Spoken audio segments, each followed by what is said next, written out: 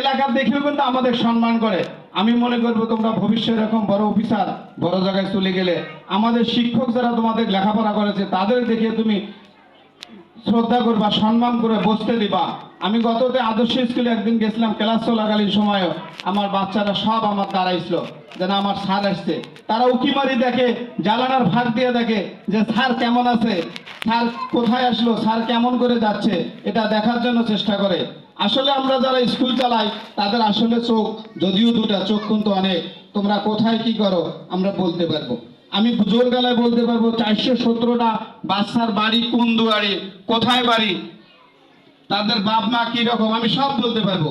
417টা বাচ্চার বাসায় আমি বলতে পারবো কার বাচ্চা কোথায় আছে, কার বাসা কোথায়, বিকেলে কোথায় কি করে। আমি কমপক্ষে মিনিমাম 20টা বাচ্চার সাথে আমি প্রতিদিন বিকেল বেলা দেখা করি। এটা আসলে আমার ভালো লাগে।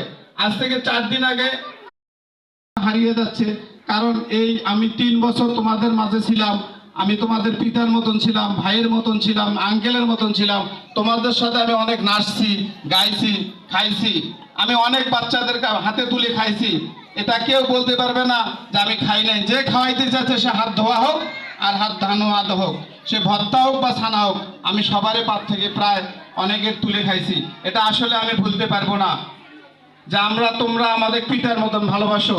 এই ভালোবাসাদের এখন বলে না, তোমরা যতদিন বেঁচে থাকবে ততদিন এই ভালোবাসা যেন তোমার আমার প্রতি থাকে।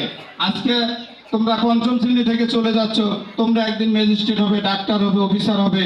আমাদের সাথে দেখা হলে তোমরা যদি আমাদের ভালো আচরণ করো, আমাদের সাথে ভালো কথা বলো, এটা আসলে বিশাল ব্যাপার। আমাদের এলাকায় অনেক ডাক্তার আছে, আমরা যখন যাই যা পরিচয় দেই যে আমি রিজু আসছি, ডাক্তার আমার জুনিয়র হলো, সে কিন্তু উঠি বলে যে বড় ভাই